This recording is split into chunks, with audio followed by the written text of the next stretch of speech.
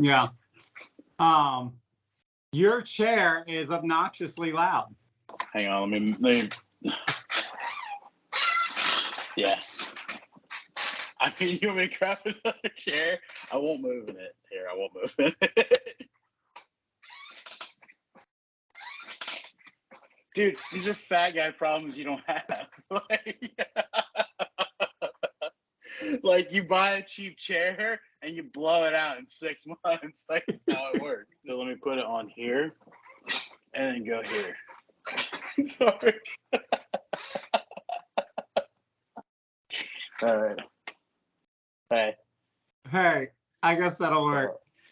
All right. So do you have a topic? Let's just wing it. I know you want to talk about, huh? Let's do it. Let's just talk about the shit we've been talking about. And like, you probably don't want this to go political. I would think the same, right? Like, okay. Unless, okay. I mean, on the last one, we got to the point where we were saying the problem is Biden, guys. Don't know how else to tell you this. Like the problem is overregulation, right? Like, yeah. And I don't want to get political, but we've passed the time to be patient. You know what I mean? Like we've passed that. Like people have got to start saying what it is. But I think that a lot has to do with media perception of what's happening compared to what you're seing. Like, granted, we live in. Well, hang on. Before we do this, let me introduce it. Let's make this official. Okay. Because I hate it when we start talking about good ideas and then we have to talk about them again, and I'm just like, I don't want to. Okay. So anyway, here's the official introduction. Welcome back to the S3 Magazine podcast. I am Jonathan Woolley, and the dude over there is not Mike Sanders this time. That's Frankie Corndoggs. You're looking at him. Frank Scrobot is his actual name. Frankie Corndoggs is just a nickname that stuck. But anyway, we're we had lunch actually a couple of times this week, and we were hanging out and we were talking about just the glory of shitbox cars and how wonderful they are, and how, I don't know, I guess you never outgrow them, even though maybe you'd like to think you do. But anyway, Frankie Corndoggs was like, hey, let's do a podcast on it. And I said, hey, okay. And then that's about as far as I got. You start this off. I don't want to. Yeah, dude. To me, it's like, obviously we're both gentlemen post 40. And we're thinking about, that hair. And we're thinking about the glory. You think you want to reminisce about the glory days. You want to think about 16, 17, 18 years old, like when life was extravagant and you could jump and you could pivot and you could turn, right? And part of that is your lack of funds and not being able to spend a lot of money. But it's funny that it comes full circle as 42-year-old guys, and we want $2,000 cars to spend 5 times that much money on it just because we couldn't have it back then and we can have it now. And it strikes up nostalgia. Plus, I feel like it's filling a gap that you've had for so long, which is probably why you look at your stable, your lineup, and it's a lot of vehicles that are attainable for the dude who wants to get something fun, right? And I'm kind of in that same boat. Like, I did the Jeep thing. I walked that path because I wanted to live that life and find out what sticks, And here, explain it to me, because I'm not bragging here. I'm kind of an anomaly, right? Like, yeah. I ended up coming out of college, getting a dream job at a magazine that laid me off 6 weeks later and forced me to be a business owner, which I'm not. Yeah. You know what I mean? Like, I'm more of just a dreamer than a businessman. But what it did, I mean, I was in my mid-20s at that point. So what it did was, it was kind of like Peter Pan, man. I never grew up, right? So like, for good and bad. I mean, there's parts of my life that frustrate me because I never grew up. And I see myself sometimes as immature and inferior amongst people my age because, they deal with adult situations, and I'm basically trapped in, like I'm still doing the same stuff. Now it's also a gift, and I realized that, that I never had to compromise who I was. I took a chance at 26, and it's damn sure hadn't been easy, but we've just stayed at it, and so I have held very, very strong to like my core beliefs, which is I'm gonna do stuff that I enjoy doing, perhaps to a fault. But then we have somebody like you, and that's what I wanted. That's what I was getting at. Is like set the stage for the other side of that coin, which is the 42-year-old guy that was in this shit when he was 25, but then life starts pulling you slowly and consistently out of it. Yeah. So like I go back to my early 20s when I started to get a couple bucks, because I didn't grow up a kid of means. That's a story for another time. But when I was able to spend my own money, I mean, I had cool rides. I had an E30 back in the day when you could get one for $1,500. I had a 72 Datsun 510 with an SR20 swap.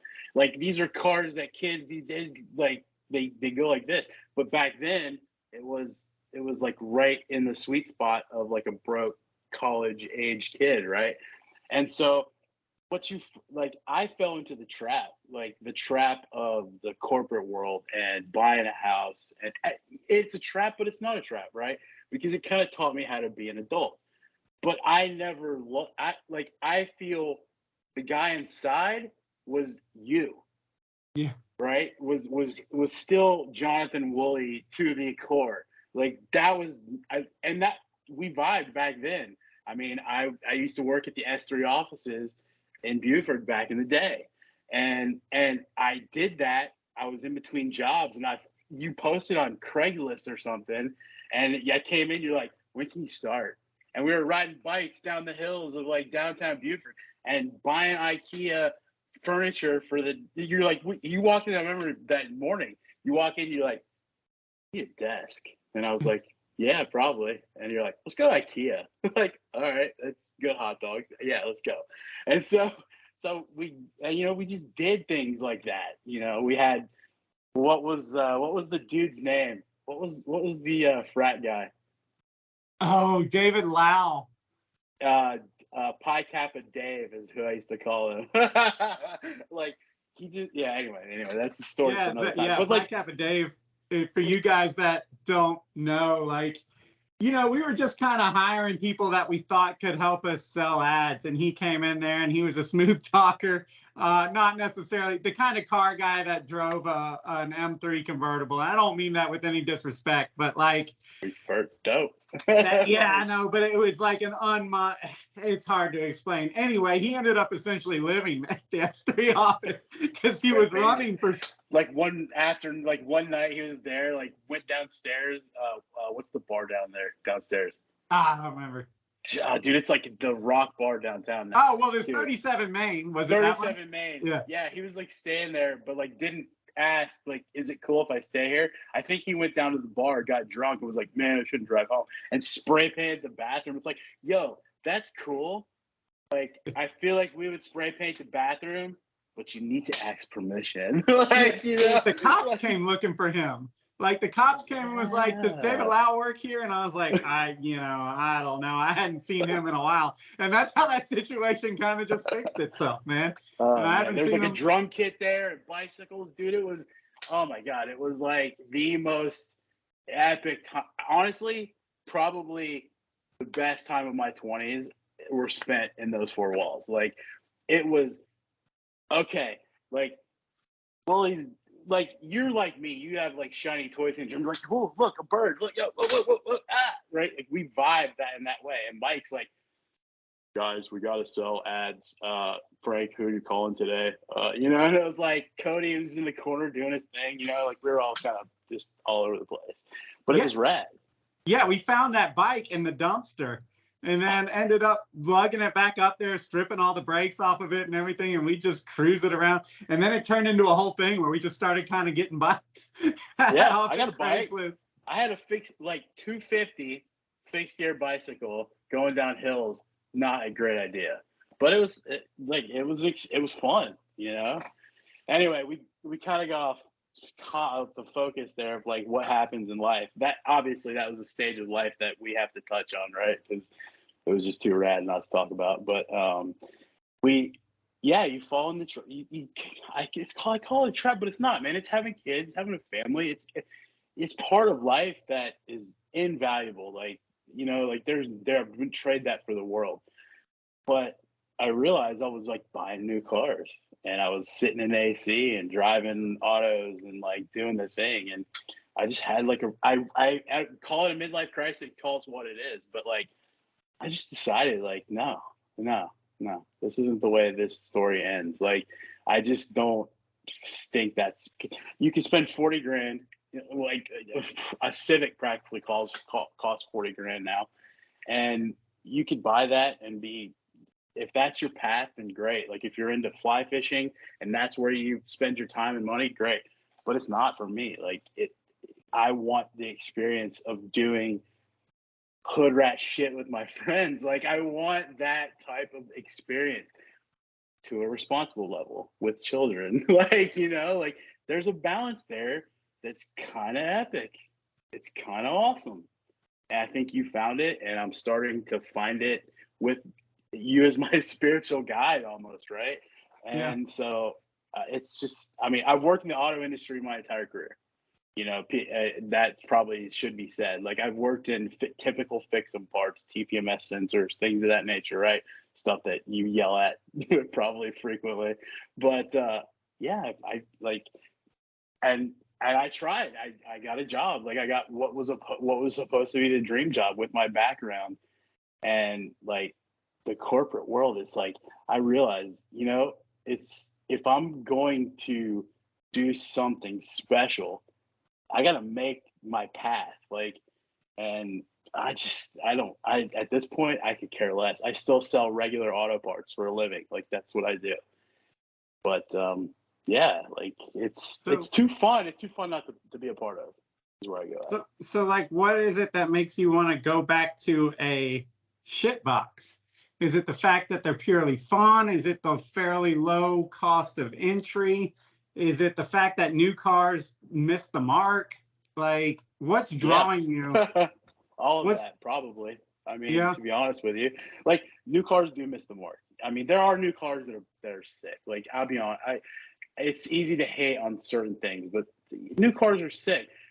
Like a freaking GR would be rad, but it's probably got power windows. It's probably got this, and it's probably got "Don't kill me" sent. I don't want any of that. Like I have a daily. I have a daily.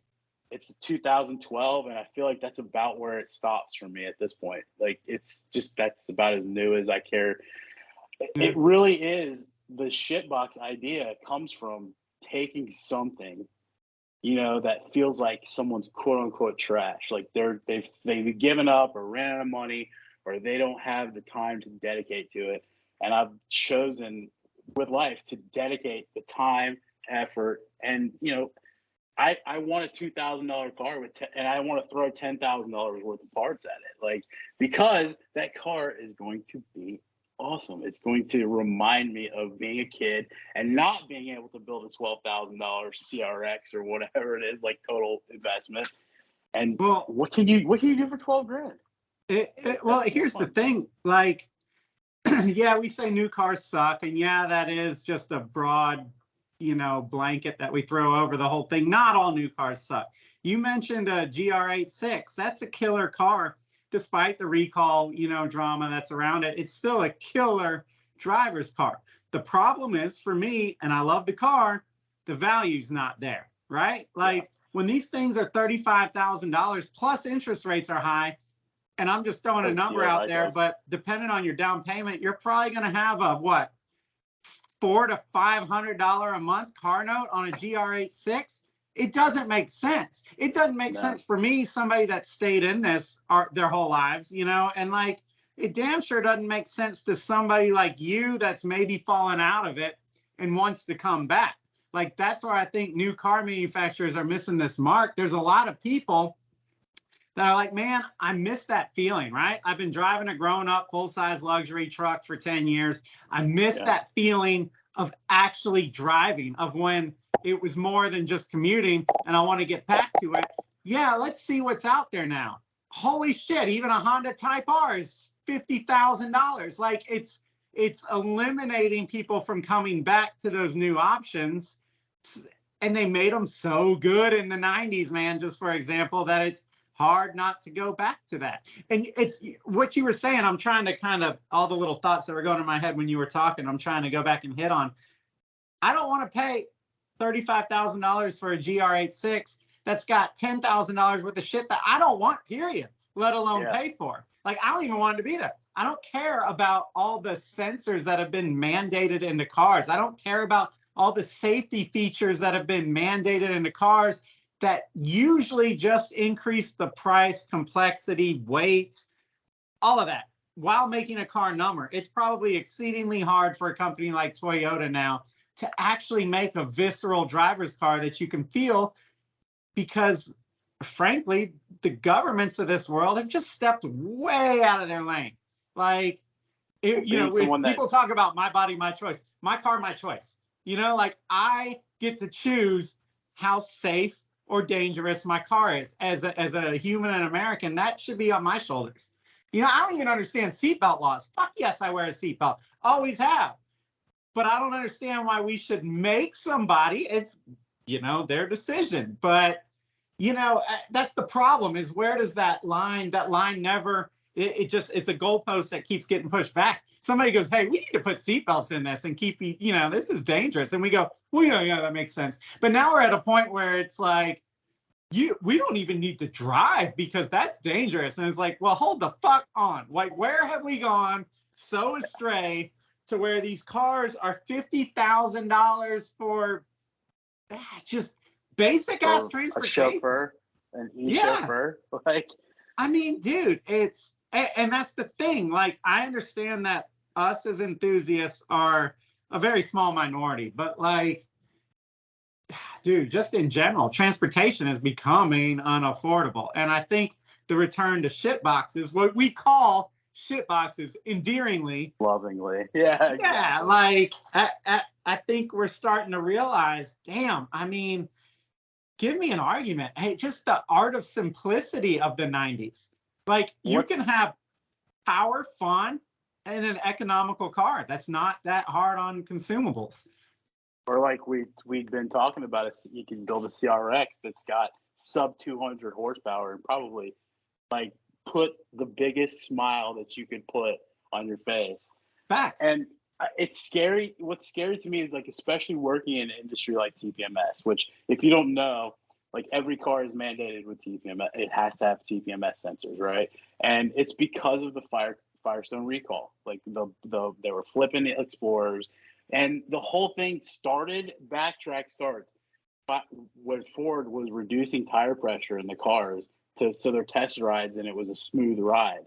Meanwhile, they did that at the expense of safety, right? Which is bullshit. But the government and big corporations make money on chaos.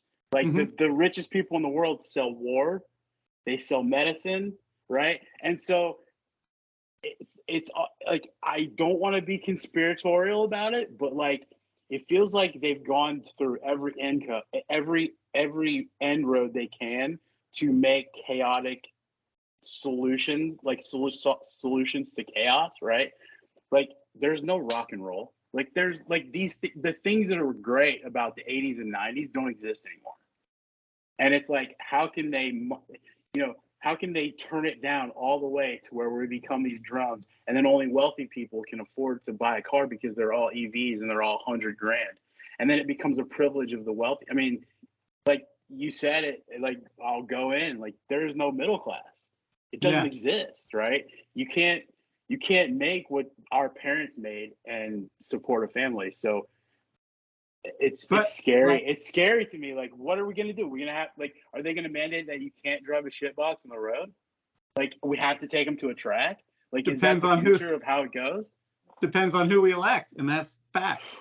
It'll make you think. That's the thing. Inflation is a real thing, and nobody's taken away from that or arguing that or anything. But like, you guys, if you're, whatever, I don't want to say younger, but if you haven't thought about this, like the shit that we have forced into cars is making them unaffordable. And it's like you said, man, these companies thrive off of chaos. I'm not conspiracy to the point where I think that they cause the chaos necessarily, but I think they absolutely capitalize on it. I think right now, if you want to make a bunch of money, you create a sensor that, let's just say, monitors tire pressure, and you get that regulated into every new car through a government that's, you know, kind of reaching a little too far, and then you're rich. You have got your idea mandated in every car. Now, should it be in every car? No. You can get out of the car, get your fat ass out of a car, and check your tire pressure. That is a luxury. It is not a necessity in a car. And I think that people should be able to choose. Do I want that? Do I want that convenience? If so, all right, it's an extra $600. Stack it on. If not, strip it the fuck out. I don't want it. You know, like, yeah. And that's the problem, is that as enthusiasts, we're getting forced to buy stuff that we don't want in these new cars, and it's running the price up. As the average commuter, they're unaware of this shit. They don't pay attention. Yeah. But we're a little bit more in tune to that stuff. Well, I think about like the average commuter, right? Like I think about Joe's regular guy who just drives to work, drives home. What if he had the opportunity to spend $15,000 on a car he could go and get away from life for a minute and go and drive? And like, what would that do? Like, how many more enthusiasts would there be if it was a not such a barrier of entry? Like, it wasn't so damn impossible, or you have to look at something like a beat car and think, like, know the aftermarket enough to say, okay, I can make this that, and I can make this and I can make that. Like, why can't he buy a $15,000 car off the lot that is just fun for him to go ripping? Like, I don't, like, why is it not it's not, we live in a world of anxiety and, like, you know, just all the things that we create via social media, right? We use it to our advantage a lot, and it causes a lot of that anxiety, right? How much of that is relieved by something such as having a little ripper to go take out and go bury around corners and probably do 60 at the most? It's not danger. It's not the government's job for you to eliminate your risk. Right. You know? If there's not a sense of danger with my speed, I don't want it. You know, like and that's perfectly exemplified in EVs. You have all the speed, none of the fucking feel or danger. You know what I mean? And so it's just like, so fucking man, maybe it wasn't speed I was chasing all these years. Maybe there's more to it. You know, like it's all that kind of stuff. And dude, you mentioned CRX, you know, and I have a CRX, and I have other cars. I have faster cars. I have nicer cars. I have cars with more internet clout, all that kind of stuff. And I'm telling you guys, there is nothing like a swapped Honda hatch. I don't care how much money you're trying to throw at that. You can spend, I'll say it, $300,000 on a GT3 RS, and it is a kick-ass car. It is better in every fucking quantifiable way. No doubt. I'm not saying the CRX is better in any way, but I am saying that the feeling, that visceral, raw feeling that a screaming, gutted out, lightweight Honda hatch gives you, you don't find in the GT3 RS. You don't find it in anything else. It is uniquely Honda brilliance, man. VTEC is just brilliant, and it came from such a place of automotive enthusiasm. You know, like I said, we use that term shitbox because it's just the internet term, but we say it endearingly. Like there's nothing. That's what I mean. Bang for the buck, man. To want to come back into something like that, like you just can't beat that. Or even to be a kid for a first car, you can't beat a Honda. All these kids now, man, the fascination. You know, when we were kids, man, you know, Honda hatchbacks were a freaking thing. And now it's kind of evolved from that. Now the youth is very infatuated with JDM. It can be a JDM piece of shit, But if that steering wheel is on the right hand side, they don't care. It can be an automatic. It can be a hunk of shit. But that's probably it has a lot to do with internet clout, like you said. Right. So it's almost like the same thing. It's like the same cycle. Well, and there's always going to be trendsetters. So like, yeah, but what I'm saying is like, if you're a young person and you're getting into this, a Honda you can buy it for $2,000 and you can take it to the moon, man. Like it will grow with you. You know, it's simple to work on. It's just checks all the right boxes. I think if you're coming back into cars, it's a little bit harder, right? Like you're different, but I think a lot of people that are 40 years old are like, man, I can't have a Honda. My thing is like, why not? Like, stop thinking. Well, it's funny. It's funny because my first car was an '81 Scirocco. Yeah. So it's like, and I was a Volkswagen fanboy, but I was never a part of the Volkswagen scene as a young kid. I had a couple friends into Volkswagens. I had several Volkswagens. So when I initially said like I want back into this whole like fucking with cars game, like I can't get away from like watching it and consuming stuff. And like, what do I want a wagon, I want this, I wanted bags, I wanted, and then I'm like, fuck, dude, this car is boring as shit. Yeah. Like, it's just, it's pretty, but it's boring. So I'm like, well, what else, right? What's the next move? The next move, I get a TJ Jeep. I got a shitbox Jeep. Like, of course, right? I put my own thing on it. I did my own stuff, and we wheeled the shit out of it. And it's like, I'm a guy that I want to try everything once, and I assume you're the same type of dude, right? You're into Jeeps, you're into a bunch of different stuff, and to me, it's don't let someone else, like, what is it? The Franklin Delano Roosevelt comparison is the root of all unhappiness. Yeah. Don't think so, especially the kid. You're watching this, and you're into cars, and S3 is the thing, right? You're watching, you're listening. Here I'm telling you now, follow your own path. Follow what you want. And if you're 42, man, you're looking at the world through a filter of being 42 and what is appropriate, what's age appropriate. Like, fuck that. We know you wanna. like, don't worry about that shit, man. Just do what you want to do. You know. Well, I'm living proof of that. And don't waste. I mean, look, I don't think it's a waste because I walked that path, right? And it was, it was cool while I had it for a little while, but it was shallow. And it was shallow because of IG clout and like, what people are saying, what trends are. Fuck trends. Fuck what people are saying. Like, do what the fuck. Like, I would be more happy with a manual gearbox and a shift knob and a fucking steering wheel because that's where my hands go and pedals. And like the fucking visceral experience, like I'd be more happy. You gotta follow your own true north, and I think that's what social media has done to everybody, especially the younger. Our generation realizes it's fucked us. The young generation, it's all they know. But you gotta make sure that you're doing what's making you happy. You know what I mean? I think a lot of the youth side of car culture these days is doing what they see other youth car culture do on Instagram, and they're trying to keep up. And it's all focused around ride height and wheel fitment and boutique-y wheels. And I'm like, that's cool, nothing against it. But if you lack the perspective of like what real driving's all about, like why do it's like there's a whole thing out there that you have not experienced yet, and you ain't gonna find it on Instagram because it doesn't translate to Instagram. It's a real thing, it's a personal thing, it's you kind of touched on it when you can get in that car and just rip up the street, and it's like immediate therapy. I think that being a guy, girl, anybody, like you have to follow your happiness, man. That is one thing that I've always been good at, is like I make time to play cars. Yeah.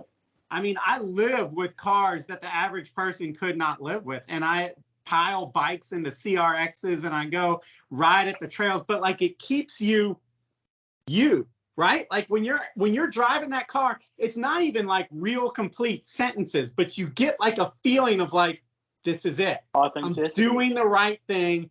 I am who I want to be. I am in this moment. I am content. I am happy. I am sad. Same thing on a mountain bike for me. I could be sweating, miserable, just miserable out there, but there's still a sense of you that's like, fuck yes, because I'm not doing the easy fucking convenient thing. You know what I mean? I'm not taking the path of least resistance in everything in my life. You know, like it's gives you value to stand for something. And I think that humans need to do that, dude. And not to get like overly whatever poetic, but like it's the society that we're living in, dude. Like back in the day, it was different. You know, in the tribal days, it was different. You went out there and you hunted and you chased it down or you did whatever, you know what I mean? But like these days, we're stuck.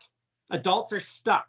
And kids, you know, if you're in your mid-20s, you're on that verge. Which way are you going to go? You're either going to get stuck or right now you're going to say, no, I'm not fucking going that way. And the beauty of being a kid is like, you can make that choice. You start making the wrong choices and then your life's dictated for you. You know what I mean? There's a sweet spot. The scary thing is like the wrong choice can feel so right because of what everyone around you tells you, and you lose the authenticity of what you're trying to do with yourself. Like you're given one shot, you're one in the chamber, like let's go. And are you going to lay in your deathbed regardless if you're authentic and you live life by the seat of the pants and go, man, I should have done different? Probably. But you probably lay there and you go, damn, I had a lot of fun. Like yeah, I had some good fucking times.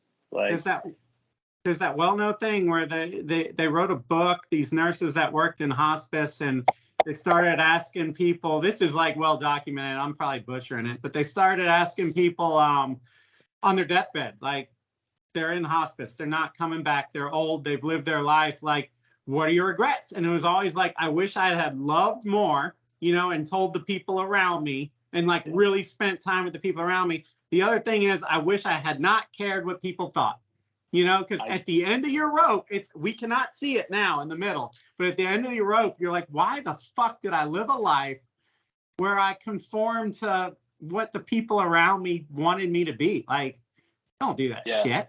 And I feel privileged and I feel very lucky because it was a turning point with Jeep Beach for me. Like we all went down to Jeep Beach and I mean, some of the best times I remember having in the past decade, probably. We had such a great time. And it clicked for me where it was like, all right, like you have a chance to do it. And I kind of had that self-realization, maybe not on my deathbed, like while I could still walk around and do a few things. And it was like, yeah, dude, like I can say right now, I'm a happier person with less bells and whistles, right? With just the possibility of growing into the things that are really, really a good fucking time. And being around people, like being around the people I vibe with, you know, like we talked about earlier, like the people in the car scene, like the real people, not the clout chasers, the real people. It's just you don't find that as a car enthusiast anywhere else. So get out and see some shit. I mean, I would say that too. Yeah. I came to the realization, like life hit me hard in my later 20s. A lot of that was reggae influenced, and the reggae came from going to Hawaii a lot, and the Hawaii became a spiritual thing. It's hard to explain on a podcast without sounding like an idiot. But if you go to Hawaii and you stand on the North Shore on some trail mountaintop looking at the ocean, it's hard not to see God, you know, and like all that stuff starts to become very clear. And then I found reggae through Hawaii, and then reggae, man, like, look, it's lyrically potent music in a world where a lot of music is complete fucking trash with a catchy beat. And you start listening to those lyrics and stuff, and it started hitting me, and this was in my late 20s, and it made me realize what's important. And just as an example, I realized that I would rather drive a shitbox CRX with VTEC to the mountain bike park to go ride my bike for 2 hours in the middle of the week than drive a PDK Porsche 911 with 2 pedals in traffic, you know, going back and forth to my job. It's not, the value's not there for me. And car culture is materialistic. It is. And I struggled with that when that was in my late 20s. I was like, the fuck am I doing? Like, this whole magazine is about materialistic shit, but it's not. You just got to cross over into that next level. And yes, your social media car culture is very materialistic. Automotive media right now is fucked because it's materialistic. We're not, in a lot of cases, listening to the right people. You know why? Because the right people take a long time to say something, like we're saying right now, for example, or like an article that's been labored over and written. What doesn't take a long time is to make a 20-second video for TikTok on some fucking dope boy wheels. Like, I don't give a shit about your wheels. I don't give a shit about your car. I hope you like it. I like mine, and I love car culture. I like the discipline it gives you, the sense of reward it gives you, the fact that you're like working on it, you're thinking, and you know, average people, dude, they don't live their life like that. Like, they're content to be lazy. I'm not. I cannot sit at home and be like, let me just flip on the TV. It's like, nah, let's go poke at this car until it breaks and then fix it. You know, like, let's go take the sunroof out and throw it in the trash because it's a nice thing. Like, I'm always just, my mind's going with this kind of stuff, and it infiltrates everything I do, whether it's bikes or jet skis, old jet skis, or cars, or, you know, just in general, it affects everything. So I don't know, man. You know, like I said, for me, I realized that I'd rather be in a TJ Jeep or something, some good guy 4x4, or I'd rather be in some angry 80s or 90s little sports car that you can really feel, over trying to get the best and the newest or whatever. You guys need to make your own decisions, but realize that social media can be a devil that's pulling you in a certain direction that's not going to ultimately lead you to happiness. By the way, like, it's not like you stop there either, right? You're into stand-ups. Like, there's a very niche, there is a strong following for that. Like, I have friends that are into stand-ups, right? And like, stand up jet skis for you guys that don't know. I've yet to stand up on a jet ski, but I can only imagine that, like, when that day comes, I'm quite sure that I get the vibes you get from that, right? That's my mentality, and I hope you guys share it, is that I would rather work on that stand-up jet ski and try and learn it and try and get up and then be like, all right, how do we turn? Okay, how do we turn? Let me master this. When you go out and you ride a stand-up jet ski, you're not just riding, you are always learning and progressing. But most of America, you know why the stand-up jet skis died? Because they made a sit down and it was easier. And you didn't have to learn how to ride it. You could just put your ass on it and hit the gas and it went. And most of human population goes, yeah, I'll take that. And I'm like, but you're missing the whole journey, the whole attraction. And it's the same thing with cars, shit boxes versus new cars. You're missing it. And they're like, well, you know, the internet, blah, blah, blah, this is faster, and technically automatics are faster than manuals, and blah, and it's like, you're fucking missing it. That is a statement made by a guy that can't drive a stick. Like, because if you can, you're gonna understand the attraction to that experience, because it's more than speed. If you want to strap into something fast and go, get on an airplane. They're fast. You know, like it's a sports car for a reason, because it is a sport, because it is more than just getting from point A to point B. It's a beautiful thing. Like, humans made cars, and that's kind of an appliance and a necessity. But then other humans came in and said, whoa, whoa, whoa, we can make this so much cooler. Like, the fact that just the current state of the world is just doesn't see the value in that bothers me. It points to just a mindset of the world that I don't vibe with. Well, I mean, like, and I feel passionate, so passionate, that people that don't understand, it's a mission. Instead of just being like, fuck you, man, save the manuals, fuck your automatic, fuck all this shit, right? I can say, like, why? Like, I want to have a conversation with that guy. And if he's just an Instagram clout chaser or whatever, fine, go on your way. Go operate two pedals and have yourself a wonderful day. But like, I feel like they don't get it because they haven't sought it out, right? Because it's not available. It's not a thing anymore. Like, it's starting to become not a thing, right? And so it's like, I almost feel like, as old Frank, like, now is the time when I can say, young kid, like, my niece that literally just got a learner's permit today. I said, when do you want to learn how to drive a manual? And I was like, come right now, drive the TJ. You can let the clutch out and it rolls. It's the perfect thing to teach yourself on. Yeah, it's see, I like to be able to manipulate my car like that. You know what I mean? Like it's, and people, I don't know if they don't realize it's a learnable skill, y'all. You can all learn it. For some reason, these people want to die on the hill of automatics are better. And it's like, you can learn to drive it. You don't have to buy an automatic Z, you pussy. You could buy a stick shift and learn it. Use your Google and your computer that you like so much to fucking watch a YouTube video to learn how to drive stick, but they don't. They would rather just defend their kind of pathetic point of view. You know what I mean? And yeah. Well, that's why you hear them, like you hear someone that says like, oh, you know, it's faster. The twin clutch, oh, it's the same as driving a manual. Bullshit. Now, there are people out there, you know, people out there that like the engineering feat of like a twin clutch. You know, there's people out there that want to race and go fast and they care about the time and the number. All right, fine. I get that. You know, I get that when you get to a certain level of horsepower, which these cars are reaching now, you know, it something like a twin clutch does fit with that. But I mean, from my point of view, I don't mess with cars to be the fastest guy. I mess with cars because I fucking love the feeling of it. You know what I mean? Yeah. Like, so for me, I don't understand.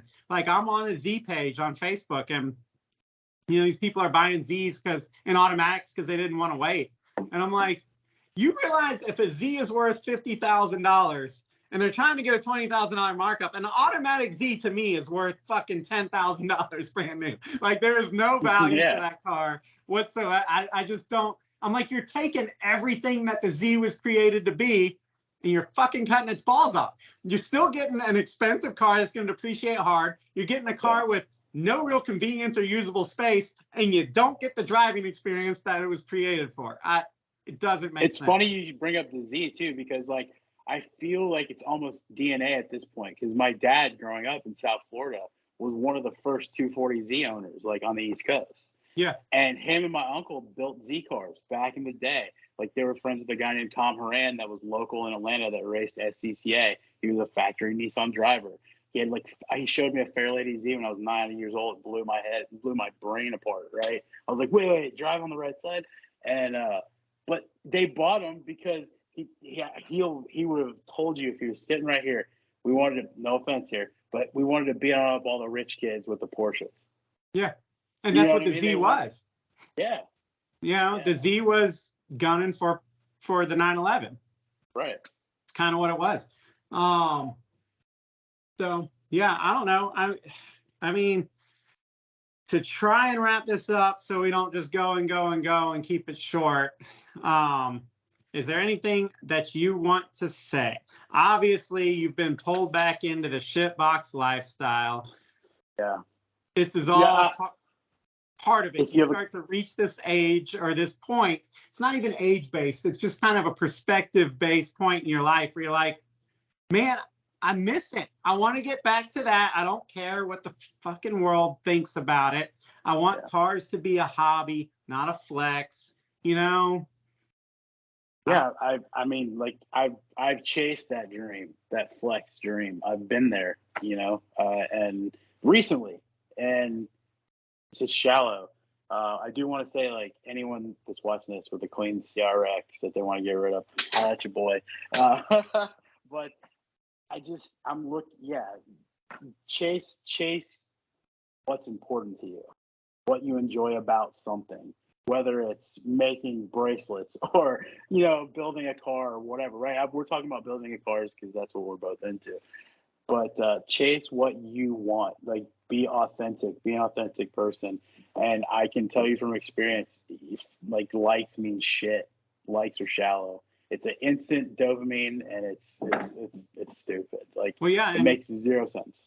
In today's world, it's harder for people to realize, what am I doing for me? Like, how much of what I'm doing right now is an outside influence? It's hard to figure that out. It's not obvious.